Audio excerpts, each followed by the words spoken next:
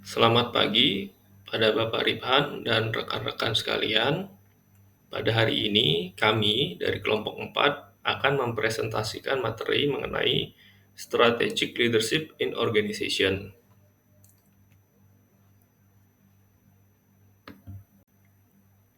Sebelumnya, izinkan saya memperkenalkan rekan-rekan pada kelompok 4.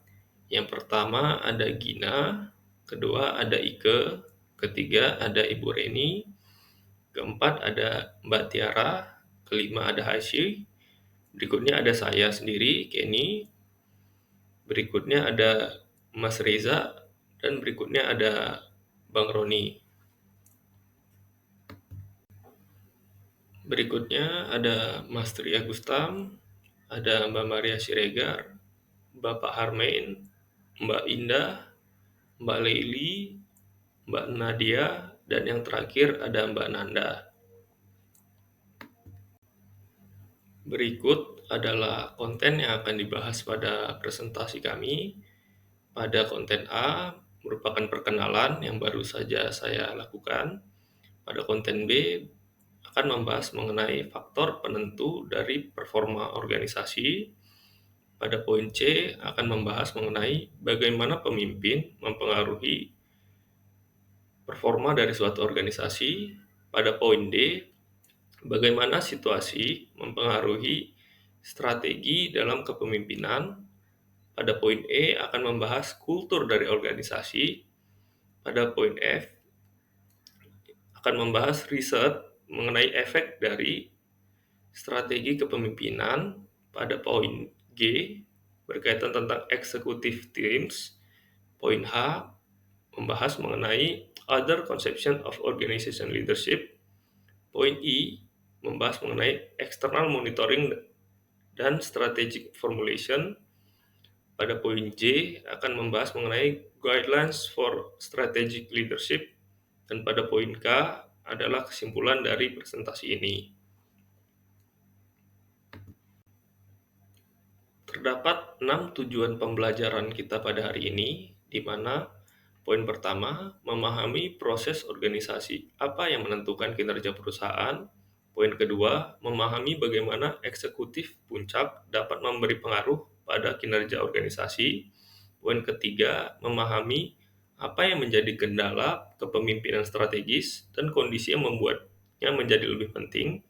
Poin keempat, memahami mengenai potensi keuntungan dari tim eksekutif dan cara menggunakannya secara efektif.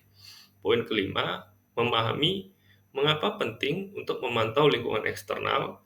Poin keenam, memahami prosedur yang dapat digunakan untuk merumuskan strategi bersaing yang baik. Faktor penentu kinerja organisasi. Poin pertama, adaptasi terhadap lingkungan.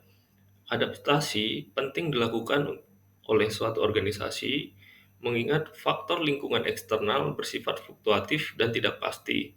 Dalam hal ini, terjadi situasi perubahan teknologi yang cepat, kekacauan politik dan ekonomi, atau ancaman baru dari pesaing atau musuh eksternal. Kondisi-kondisi ini menuntut suatu organisasi dapat beradaptasi guna keberlangsungan eksistensinya. Poin kedua, efisiensi dan keandalan proses. Efisiensi sendiri bisa diartikan sebagai pemanfaatan sumber daya semaksimal mungkin guna melaksanakan tugas-tugas penting di organisasi. Keandalan proses sangat berkaitan erat dengan efisiensi, karena keandalan proses sendiri bisa dipengaruhi oleh beberapa faktor. Sebagai contoh, adaptasi organisasi. Misal, terdapat penjualan yang dikurangi karena produk yang cacat atau layanan buruk. Atau sumber daya manusia. Misalnya, ada karyawan yang cedera serius atau meninggal akibat kecelakaan yang tidak dapat dihindari. Keandalan proses yang menurun akan mempengaruhi efisiensi dari suatu organisasi. Selanjutnya ada sumber daya manusia dan manajemen sumber daya manusia strategis. Nah, manajemen sumber daya manusia strategis itu di mana suatu proses menyelaraskan keterampilan dan kemampuan karyawan dengan tujuan strategi organisasi yang di mana bertujuan untuk memastikan bahwa sumber daya manusia itu berkontribusi maksimal terhadap daya saing perusahaan. Ada 3 cara meningkatkan modal manusia. Yang pertama itu ada peningkatan keterampilan, yaitu melalui proses seperti rekrutmen yang baik, pelatihan yang relevan, dan pengembangan karyawan. Yang kedua itu ada motivasi karyawan, di mana memberikan visi yang menginspirasi, insentif dan penghargaan untuk mendorong semangat kerja seorang karyawan. Yang terakhir itu ada desain pekerjaan yang fleksibel, di mana mengatur pekerjaan dengan cara yang membuat karyawan lebih produktif, misalnya dengan membentuk tim kerja yang dinamis. Jadi inti dari organisasi yang sukses itu menggunakan sumber daya manusia secara strategis dapat meningkatkan daya saing dengan memastikan keterampilan karyawan sesuai dengan tujuan bisnis, memotivasi karyawan, dan membuat pekerjaan lebih efisien. Di sini ada program, sistem, dan struktur manajemen. Nah, terbagi dari 3 program, yaitu ada efisiensi dan keandalan proses, dan ada inovasi dan adaptasi, ada sumber daya manusia, dan manajemen sumber daya manusia strategis. Di mana program dari masing-masing program ini mempunyai tujuannya masing-masing. Misal program efisiensi dan keandalan proses itu melibatkan standarisasi prosedur untuk memastikan bahwa kegiatan yang sama dilakukan dengan cara yang efisien dan konsisten di seluruh bagian organisasi. Nah, kalau yang inovasi dan adaptasi itu, eee, untuk mendukung inovasi dan adaptasi, di mana organisasi itu dapat melakukan survei pasar, kelompok fokus, dan benchmarking untuk memahami preferensi pelanggan. Lalu yang terakhir ada pengelolaan sumber daya manusia, itu di mana untuk meningkatkan modal manusia yang saya jelaskan tadi, terus berbagai program manajemen sumber daya manusia yang digunakan seperti program rekrutmen, pelatihan, dan pengembangan. Jadi intinya program-program ini tuh bertujuan untuk memperbaiki cara organisasi bekerja, meningkatkan daya saing, dan memastikan bahwa karyawan tuh dapat berkembang dalam lingkungan kerja yang mendukung dengan fokus pada efisiensi, lalu adaptasi terhadap perubahan dan pengembangan karyawan. Selanjutnya ada bagaimana pemimpin mempengaruhi kinerja organisasi. Menurut York et al., untuk mempengaruhi penentu kinerja organisasi itu terdapat 2 pendekatan umum. Yang pertama, menggunakan perilaku kepemimpinan untuk secara langsung mempengaruhi individu dan kelompok, di mana perilakunya itu terbagi oleh 3 poin. Yang pertama, perilaku berorientasi pada tugas, yang bertujuan untuk meningkatkan efisiensi dan keandalan proses. Yang kedua, perilaku berorientasi pada relasi, yang bertujuan untuk memperbaiki hubungan manusia dan mengoptimalkan sumber daya manusia. Dan yang terakhir itu perilaku berorientasi perubahan, di mana untuk meningkatkan inovasi dan adaptasi terhadap lingkungan eksternal. Nah, yang kedua pendekatan umum yaitu membuat keputusan tentang strategi kompetitif, struktur organisasi, dan program manajemen. Nah, keputusan ini tuh seperti biasanya itu dibuat oleh eksekutif puncak atau direktur utama atau manajer umum, di mana tetapi itu pelaksanaannya membutuhkan kerjasama dari para pemimpin di semua tingkatan organisasi. Agar apa? Agar bisa perubahan atau inisiatifnya itu berhasil, di mana semua pihak itu harus berkoordinasi dan terlibat aktif untuk memastikan segalanya berjalan dengan baik. Jadi, caranya itu melibatkan pertama penggunaan perilaku kepemimpinan yang tepat sesuai dengan kebutuhan organisasi. Lalu ada membuat keputusan strategis yang membuat kuat struktur dan sistem manajemen organisasi. Lalu ada mengintegrasikan semua tingkatan kepemimpinan untuk memastikan pelaksanaan strategi dan program berjalan optimal. Dan yang terakhir, mempengaruhi nilai budaya organisasi melalui kombinasi perilaku, program, dan sistem penghargaan. Ya, selanjutnya pengambilan keputusan dan pemberdayaan oleh pemimpin. Terdapat 2 situasi di mana hal tersebut dapat merubah keputusan. Eee, Yaitu yang pertama situasi internal, dan eksternal di mana situasi tertentu dapat memengaruhi seberapa besar kekuatan dan kebebasan yang dimiliki eksekutif puncak dalam membuat keputusan strategis dan mengimplementasikan perubahan. Jadi yang pertama itu ada constraint on top eksekutif atau kendala pada eksekutif puncak. Eee Kendala internal ini merupakan hambatan yang berasal dari dalam organisasi yang membatasi keputusan dan tindakan eksekutif puncak. Contohnya termasuk kekuatan kelompok internal, budaya organisasi, dan keterbatasan keuangan. Selanjutnya ada kendala eksternal. Ini merupakan hambatan yang datang dari luar organisasi, seperti kondisi pasar. Jika organisasi beroperasi di industri dengan permintaan yang stagnan atau menurun, eksekutif itu memiliki lebih sedikit pilihan strategis. Kemudian regulasi pemerintah, itu peraturan seperti undang-undang lingkungan atau standar keselamatan, dan dapat membatasi keputusan yang dapat diambil oleh eksekutif. Dan yang terakhir, ketergantungan pada pihak eksternal. Nah, jika organisasi sangat bergantung pada beberapa klien besar atau sumber material tertentu, pihak-pihak ini dapat menetapkan syarat dan membatasi kebebasan eksekutif dalam membuat keputusan. Selanjutnya, ketidakpastian dan krisis lingkungan. Perubahan inovatif yang dimaksud dalam konteks ini adalah perubahan besar yang melibatkan ide-ide baru atau cara-cara baru dalam menjalankan organisasi untuk meningkatkan kinerja dan daya saing. Perubahan ini seringkali mencakup penerapan strategi baru, pengembangan produk atau layanan baru, atau perubahan dalam cara organisasi beroperasi. Nah, kewenangan seorang eksekutif untuk membuat perubahan besar bergantung pada bagaimana pemangku kepentingan internal dan eksternal membantu kinerja saat ini organisasi. Dalam situasi krisis, para pemimpin diharapkan mengambil tindakan yang menentukan dan inovatif. Baik, akan saya lanjutkan. Budaya organisasi. Budaya suatu organisasi terdiri dari asumsi, keyakinan, dan nilai-nilai bagi para anggotanya. Keyakinan dan nilai-nilai yang mendasari membantu anggota mengatasi dengan masalah bertahan hidup di lingkungan eksternal dan masalah integrasi internal. Budaya suatu organisasi adalah pengaruh situasional terhadap pemimpin, tetapi seiring waktu, pemimpin juga dapat mempengaruhi budaya. Selanjutnya, budaya dan kinerja organisasi. Nilai-nilai budaya dapat meningkatkan kinerja suatu organisasi jika mereka sesuai dengan jenis proses yang dibutuhkan untuk menyelesaikan misi dan beradaptasi dengan tantangan internal dan eksternal. Misalnya nilai-nilai bersama seperti fleksibilitas, kreativitas, dan kewirausahaan inisiatif dapat memfasilitasi inovasi dan pembelajaran organisasi. Nilai-nilai kebersamaan tentang keandalan, memenuhi tenggat waktu, bebas dari kesalahan kinerja, pengendalian biaya, dan menggunakan sumber daya secara bertanggung jawab, dan kepatuhan terhadap praktik terbaik dan prosedur standar dapat meningkatkan efisiensi. Selanjutnya, pengaruh pemimpin terhadap budaya. CEO atau pemimpin suatu organisasi biasanya memiliki pengaruh lebih besar daripada manajer individual lainnya.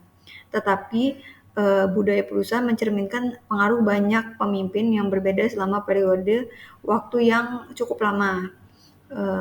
Pemimpin dapat mempengaruhi budaya organisasi melalui berbagai cara.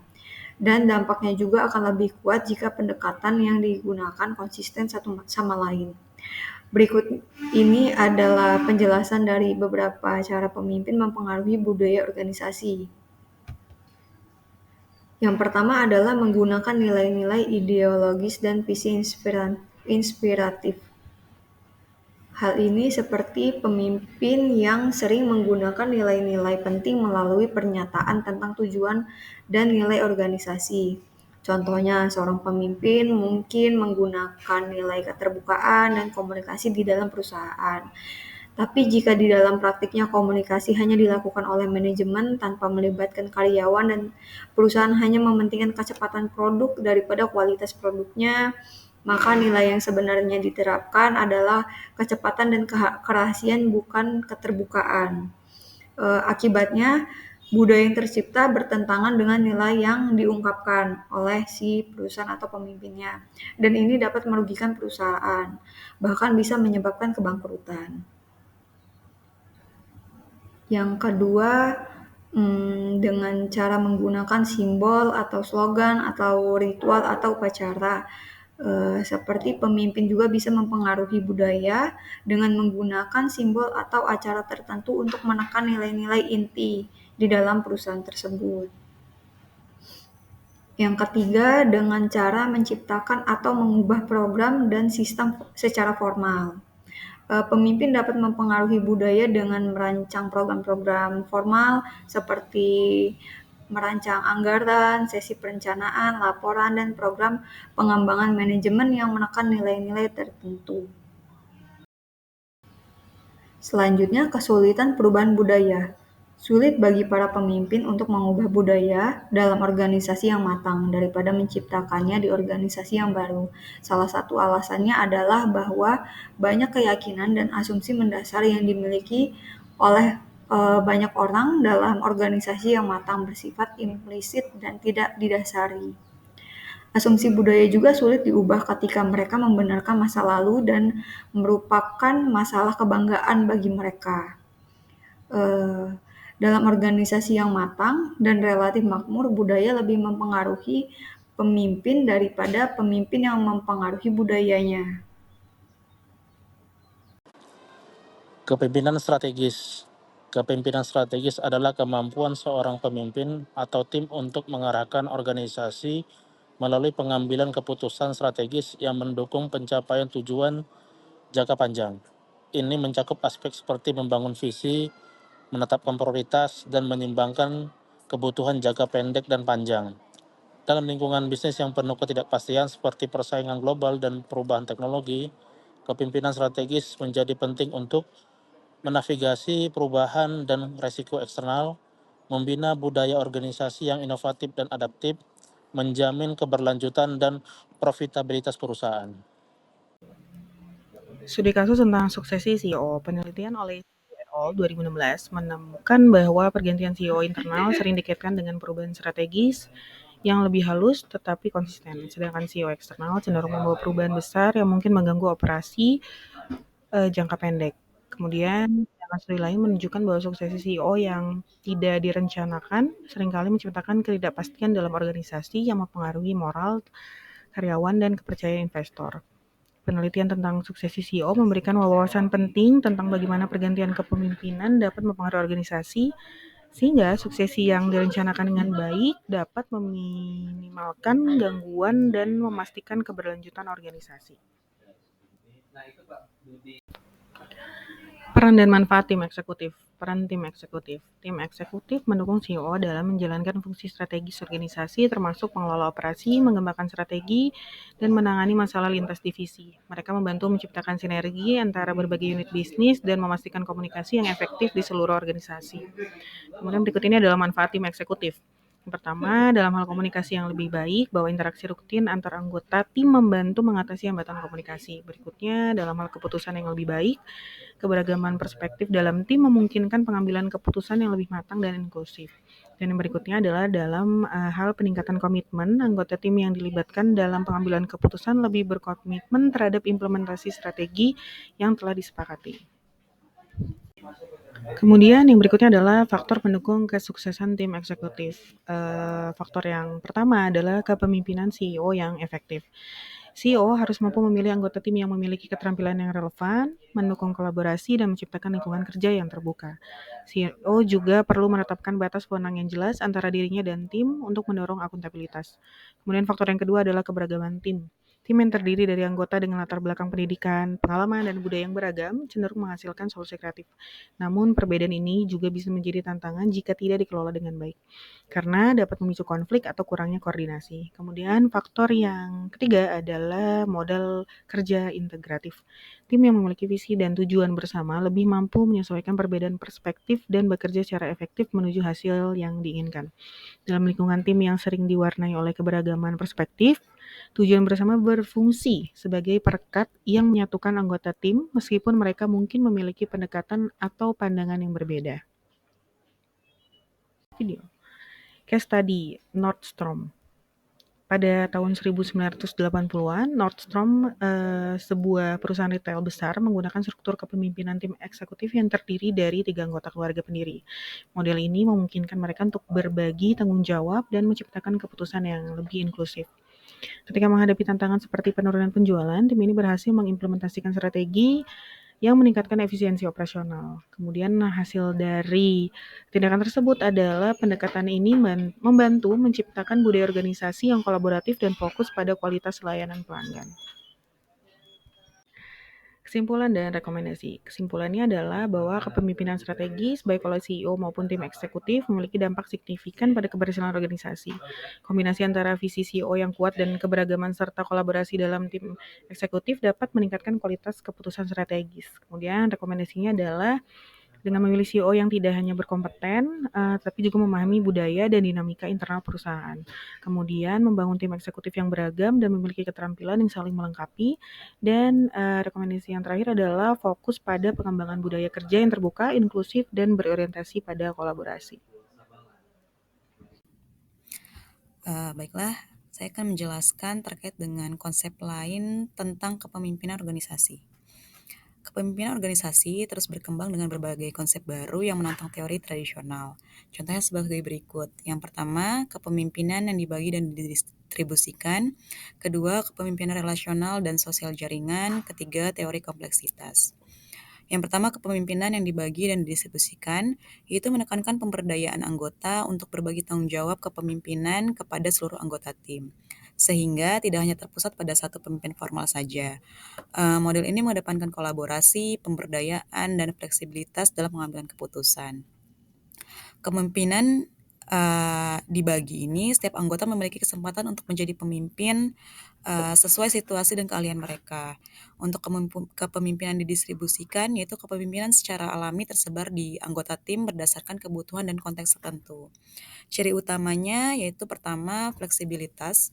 Peran kepemimpinan dapat berpindah-pindah, kemudian kolaborasinya tinggi, keputusan dibuat bersama melalui diskusi kolektif, kemudian ketiga, pemberdayaan anggota. Setiap individu diberi untuk berkontribusi secara signifikan.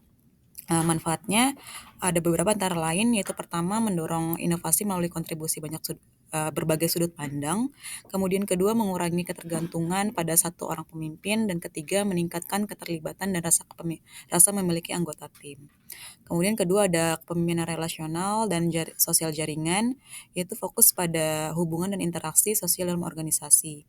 Kemudian ketiga, ada teori kompleksitas, yaitu memahami kepemimpinan sebagai proses yang muncul dalam sistem adaptif yang kompleks.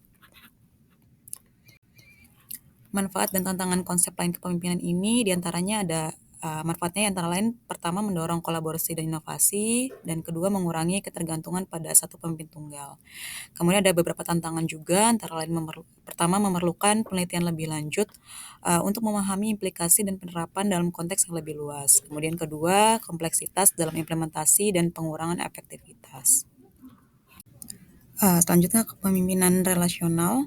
Pengambilan keputusan kepemimpinan partisipatif, yaitu kepemimpinan sebagai bagian dari tatanan sosial yang berkembang melalui interaksi dan pertukaran di antara banyak orang dalam organisasi. Kepemimpinan relasional ini tidak hanya berfokus pada tugas dan hasil, tetapi juga pada membangun hubungan yang sehat, saling percaya, dan mendukung dalam organisasi. Untuk inti konsep dari kepemimpinan relasional ini sendiri yaitu ada dua. Pertama, kepemimpinan adalah tentang menciptakan dan memelihara hubungan positif dengan anggota tim. Kedua, pemimpin berperan sebagai fasilitator hubungan yang harmonis dan kolaboratif. Untuk karakteristiknya, yaitu pertama, menekankan pentingnya hubungan dan dinamika sosial dalam proses kepemimpinan. Kedua, menggambarkan kepemimpinan sebagai hasil dari pengaruh timbal balik dan interaksi sosial. Manfaatnya antara lain, pertama, meningkatkan komunikasi dan kepercayaan dalam tim. Kemudian kedua, memfasilitasi pencapai tujuan bersama melalui hubungan yang kuat. Mungkin ada ketiga, meminimalkan konflik melalui pendekatan yang inklusif. Kemudian untuk implementasinya sendiri, yang pertama yaitu program mentoring dan coaching dalam organisasi. Kedua, membangun budaya organisasi yang mendukung kolaborasi. Teori kompleksitas kepemimpinan. Teori kompleksitas kepemimpinan menggunakan sistem adaptif yang kompleks untuk menjelaskan bagaimana proses yang muncul dapat memfasilitasi adaptasi organisasi terhadap lingkungan yang bergejolak.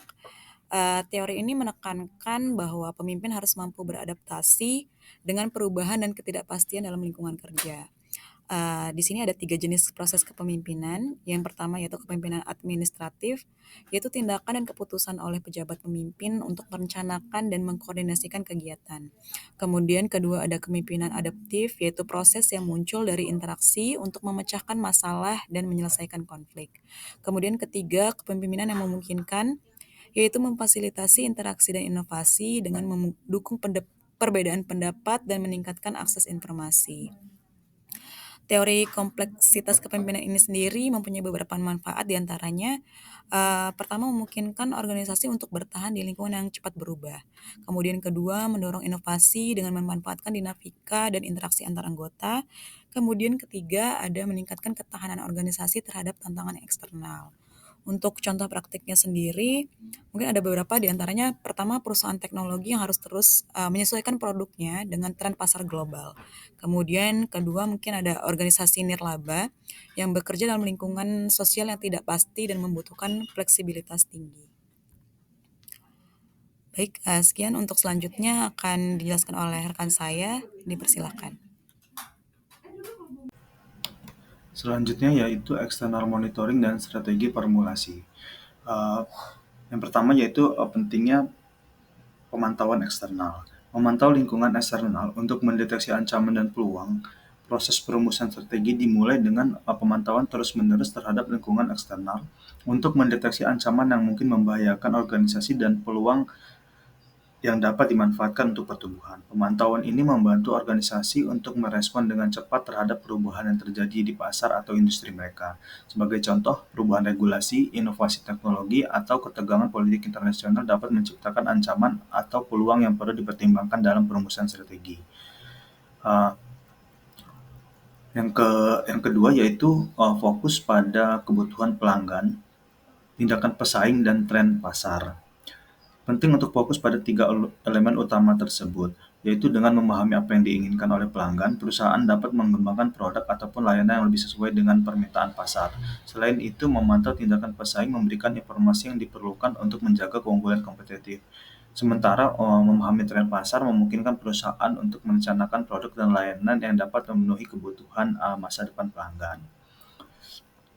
Selanjutnya yaitu proses perumusan strategi, di mana ada 5 poin di sini. Yang pertama, identifikasi informasi relevan yang akan dikumpulkan.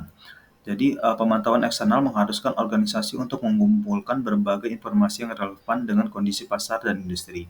Informasi ini mencakup kebutuhan dan preferensi pelanggan, perubahan teknologi, kebijakan pemerintah, serta kondisi ekonomi. Mengidentifikasi informasi yang relevan membantu organisasi untuk memahami dinamika yang dapat mempengaruhi kinerja bisnis mereka baik dalam jangka pendek maupun jangka panjang. Yang kedua yaitu gunakan berbagai sumber informasi relevan. Untuk mendapatkan gambaran yang komprehensif tentang lingkungan eksternal, organisasi perlu menggunakan berbagai sumber informasi. Ini bisa termasuk laporan industri, riset pasar, data pemerintah, wawancara dengan pelanggan dan pemasok, serta informasi yang diperoleh dari pameran perdagangan ataupun pertemuan profesional. Dengan menggabungkan berbagai sumber informasi, organisasi bisa memperoleh data yang lebih akurat dan lebih banyak perspektif dalam memonitor lingkungan eksternal. Yang ketiga yaitu identifikasi kebutuhan yang diinginkan oleh pelanggan. Memahami kebutuhan dan keinginan pelanggan adalah kunci dalam pemantauan eksternal. Organisasi harus terus-menerus mengevaluasi apa yang diinginkan pelanggan dan bagaimana mereka menanggapi produk atau layanan yang ditawarkan. Ini dapat dilakukan melalui survei pasar, wawancara, dan analisis tren konsumsi. Informasi ini memungkinkan perusahaan untuk beradaptasi dengan cepat terhadap perubahan preferensi pelanggan dan tetap kompetitif dalam persaingan. Yang keempat yaitu identifikasi produk dan aktivitas pesaing. Mengawasi produk dan aktivitas pesaing memberikan wawasan berharga mengenai strategi yang mereka terapkan dan posisi mereka di pasar. Ini termasuk pemantauan harga, inovasi produk, serta pendekatan pemasaran dalam promosi yang digunakan pesaing. Memahami bagaimana pesaing beroperasi memungkinkan organisasi untuk menilai posisi mereka di pasar dan mencari celah untuk memperoleh keunggulan kompetitif. Dan yang terakhir yaitu menghubungkan informasi lingkungan dengan rencana strategis. Informasi yang diperoleh dari pemantauan eksternal harus dikaitkan dengan rencana strategis organisasi. Artinya, data tentang tren pasar, perubahan regulasi, atau kebutuhan pelanggan harus dianalisis dan digunakan untuk menyesuaikan strategi yang ada atau mengembangkan strategi yang baru. Hubungan ini memastikan bahwa rencana strategis tetap relevan dengan kondisi pasar dan dapat mengantisipasi tantangan dan memanfaatkan peluang yang akan muncul. Selanjutnya ialah developing competitive strategi. Di sini kita membahas strategi kompetitif dan strategi apa yang relevan. Yang pertama yaitu strategi kompetitif. Strategi kompetitif adalah pendekatan yang digunakan oleh organisasi untuk bersaing di pasar dan mencapai keunggulan yang kompetitif. Strategi ini dirancang untuk membantu organisasi bertahan dan berkembang, serta untuk meraih posisi yang lebih baik dibandingkan dengan pesaing mereka. Berikut adalah beberapa jenis strategi kompetitif yang diterapkan dalam satu organisasi. Yang pertama, yaitu harga terendah. Salah satu strategi kompetitif yang umum adalah menawarkan produk ataupun layanan dengan harga yang lebih rendah dibandingkan dengan pesaing. Strategi harga terendah berfokus pada efisiensi biaya untuk meminimalkan biaya produksi dan operasional. Dengan demikian, perusahaan dapat menawarkan harga yang lebih kompetitif sambil tetap menjaga margin keuntungan. Strategi ini sering diterapkan oleh perusahaan yang berfokus pada volume penjualan tinggi, seperti retail diskon atau produsen massal.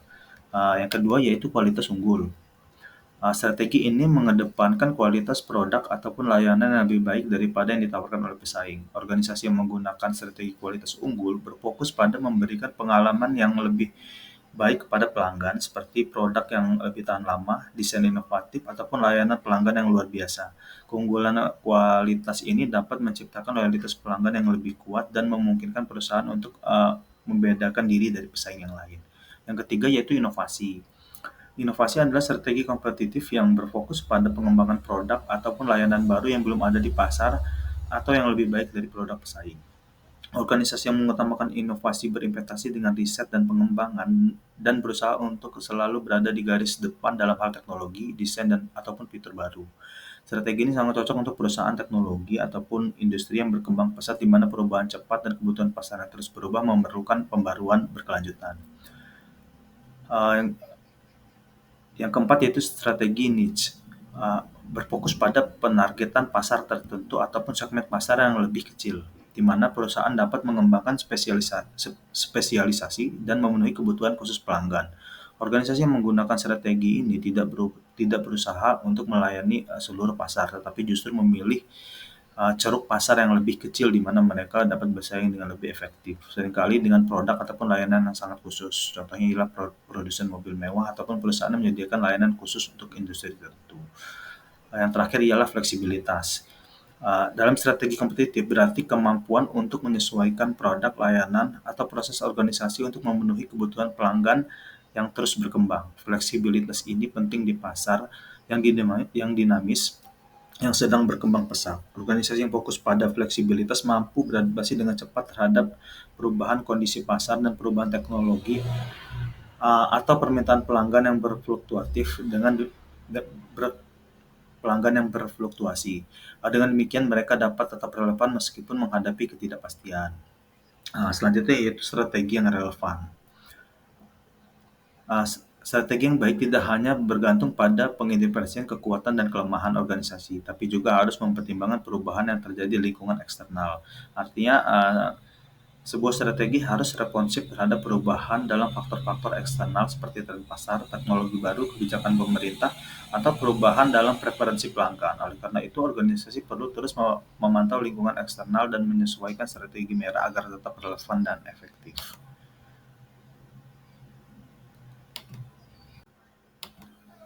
Selanjutnya yaitu pedoman kepemimpinan strategis. Dalam pedoman kepemimpinan strategis ini ada beberapa poin. Yang pertama ialah menentukan tujuan jangka panjang dan prioritas. Langkah pertama dalam kepemimpinan strategis adalah yaitu menentukan tujuan yang ingin dicapai dalam jangka panjang dan menentukan prioritas di antara tujuan tersebut. Hal ini membutuhkan pemahaman yang mendalam tentang visi dan misi organisasi. Dengan tujuan yang jelas, organisasi dapat merancang strategi yang fokus pada hasil tertentu, seperti meningkatkan pangsa pasar, mempertahankan margin keuntungan, atau memenuhi misi kemanusiaan ataupun memenuhi misi tertentu. Prioritas yang ingin ditentukan membantu memastikan alokasi sumber daya sesuai dengan kebutuhan utama. Yang kedua yaitu menilai kekuatan dan kelemahan saat ini. Dalam kepemimpinan strategis perlu untuk mengevaluasi kondisi organisasi secara objektif, baik dari segi kekuatan maupun kelemahannya. Penilaian ini mencakup analisis kinerja masa lalu dan membandingkan dengan pesaing untuk mengidentifikasi keunggulan kompetitif dan area yang membutuhkan perbaikan. Beberapa aspek yang diperhatikan meliputi indikator kinerja, efisiensi operasional, serta keberhasilan atau kegagalan produk ataupun layanan yang ada. Eh, Selanjutnya yaitu mengidentifikasi kompetensi inti. Kompetensi inti adalah keahlian, kemampuan, atau aset unik yang memberikan keunggulan kompetitif bagi organisasi. Kompetensi ini memungkinkan organisasi menghasilkan produk atau layanan yang inovatif dan berkualitas tinggi, serta sulit untuk ditiru oleh pesaing. Dengan memahami kompetensi ini, organisasi dapat mempertahankan posisi di pasar saat ini sekaligus untuk melakukan diversifikasi ke pasar baru dengan lebih percaya diri. Yang selanjutnya yaitu mengevaluasi kebutuhan untuk perubahan besar dalam strategi. Kondisi internal ataupun eksternal tertentu seperti krisis kinerja ataupun perubahan pasar mungkin menuntut organisasi untuk mengadopsi strategi yang baru. Pemimpin strategis harus mampu untuk mengenali tanda-tanda kebutuhan perubahan tersebut seperti ketika strategi yang ada sudah tidak lagi relevan. Dalam situasi seperti ini penting untuk mengambil pendekatan yang pragmatis dan fleksibel, bukan hanya mempertahankan tradisi ataupun strategi yang lama.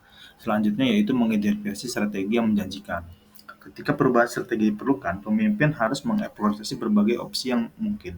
Proses ini membantu menemukan strategi yang lebih inovatif dan efektif daripada langsung berfokus pada satu pilihan saja. Strategi yang dipilih harus selaras dengan misi organisasi, tujuan jangka panjang, dan kompetensi inti, serta didasarkan pada analisis mendalam terhadap situasi yang ada saat ini. Selanjutnya yaitu mengevaluasi kemungkinan hasil dari sebuah strategi. Sebelum diimplementasikan, setiap strategi harus dievaluasi untuk menilai dampaknya terhadap organisasi. Evaluasi ini mencakup analisis manfaat, biaya, dan risiko. Selain itu, strategi harus dipertimbangkan dengan perspektif semua pemangku kepentingan, termasuk kebutuhan sumber daya tambahan dan potensi gangguan yang mungkin terjadi.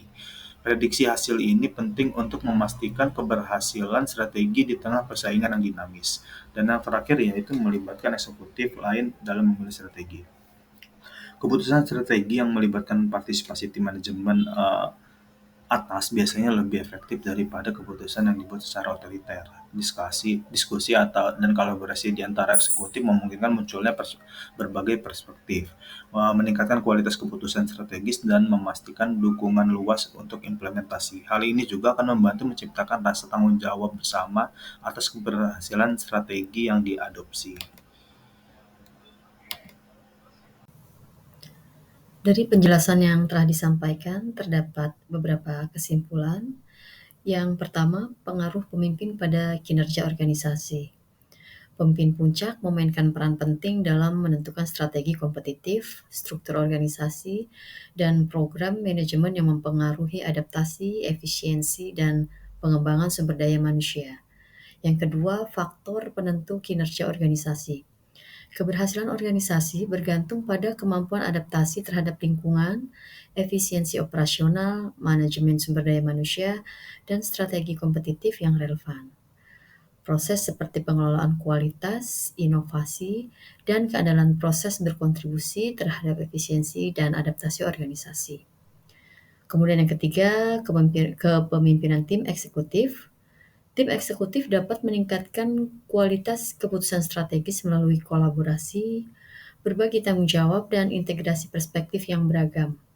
Pemimpin puncak seperti CEO harus memfasilitasi kerjasama dan membangun kepercayaan di antara anggota tim untuk mencapai sinergi. Selanjutnya, kesimpulan yang keempat, pengaruh situasional terhadap kepemimpinan strategis. Pengaruh pemimpin bervariasi tergantung pada faktor internal seperti budaya organisasi dan kekuatan kolektif, serta faktor eksternal seperti ketidakpastian lingkungan dan regulasi. Kepemimpinan strategis menjadi lebih kritis dalam kondisi krisis atau perubahan lingkungan yang signifikan. Yang kelima adalah budaya dan kepemimpinan, di mana budaya organisasi yang kuat mendukung implementasi strategi, tetapi juga bisa menjadi hambatan jika tidak selaras dengan kebutuhan strategis. Pemimpin dapat mempengaruhi budaya melalui visi yang inspiratif, simbol, ritual, serta sistem evaluasi dan penghargaan.